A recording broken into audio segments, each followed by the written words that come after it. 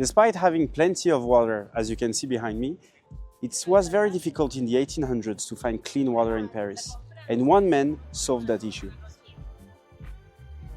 Hi, this is Walid, your favorite guide in Paris, and today we're going to learn about the Wallace Fountains. You've probably seen them everywhere. There's more than 180 of them in Paris, and we're going to learn about their history.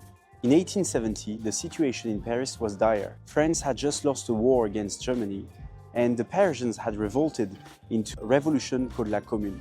This led to a lot of infrastructures that brought drinkable water to the Parisians to be destroyed. Parisians thus resorted in drinking cheaper things such as wine or dirty water. This is where in 1872, a Scottish nobleman, Sir Richard Wallace, that loved Paris, decided to offer to Parisians 50 fountains. And they're all around town as the city of Paris added more and more over time. They're made of cast iron and they have gorgeous details on them, and to this day you can drink from them. In the design, one very important thing was to differentiate drinking points for humans and for animals. That's why we have a design where the fountain is elevated so that only humans can drink from here. The statues are close together so that horses cannot fit their heads from there, and animals would drink from the crates just below. Now, do you see this little hook? You used to have a keychain and a cup, and people would drink from the same cup. So like this, you didn't need to transport a water bottle like I'm doing today. You could just come and fill the cup. But they removed it obviously for hygienic reasons in 1952.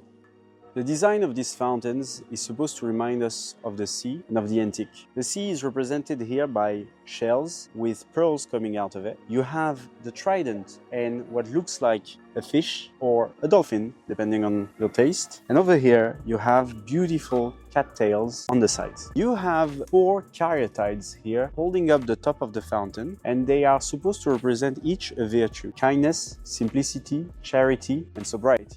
Everything about the design of this fountain is smart. Even the color choice is on purpose made to match the furniture of Paris. Like for instance, if we take this bench, it's the same green so that it blends into the city and it makes sense.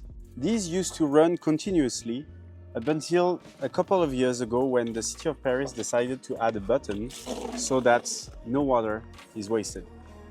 Over time, the city added more and more designs. So if you walk around Paris, you might find some that are red, blue or yellow.